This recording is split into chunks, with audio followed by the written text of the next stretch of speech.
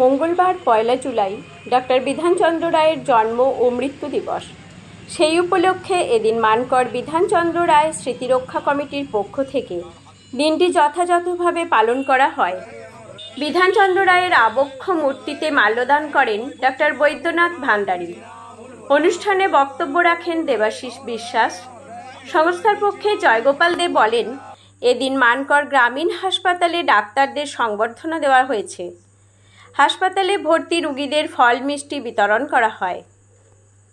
মানকর থেকে নিজস্ব প্রতিনিধি রিপোর্ট, সুখবর টিভি।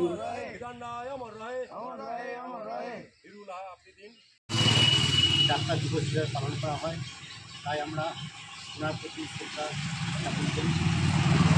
কারণ পশ্চিমবঙ্গের দীর্ঘ 14 বছর তিনি মুখ্যমন্ত্রী করে গেছেন এবং পশ্চিমবাংলা তাকে রূপকার হিসাবে বলা যায়। তার প্রতি আমরা শ্রদ্ধা নিবেদন করি। ধন্যবাদ।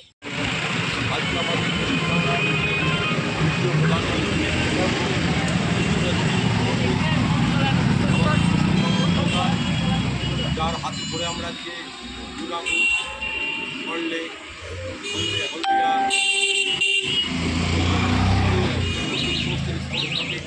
দুর্গাপুর আমাদের ইন্ডাস্ট্রি করে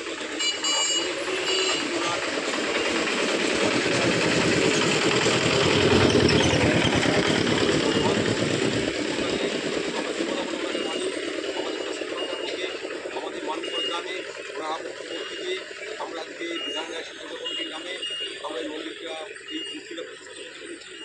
আমাদের আপনারা অবগত আছেন, এখানে আমাদের রয়েছেন ডক্টর অশোক কুমার পাত্র। আমাদের সেই মূর্তি দেখে দেয়। আমরা এই বছর 2021 সালে আবার আমরা মানকর এলাকার সমস্ত ডাক্তারদের দিয়ে আমরা আবার মূর্তি বসিয়েছি। ওনার জন্মদিন মূর্তিদিন আমরা ঠিক আছে।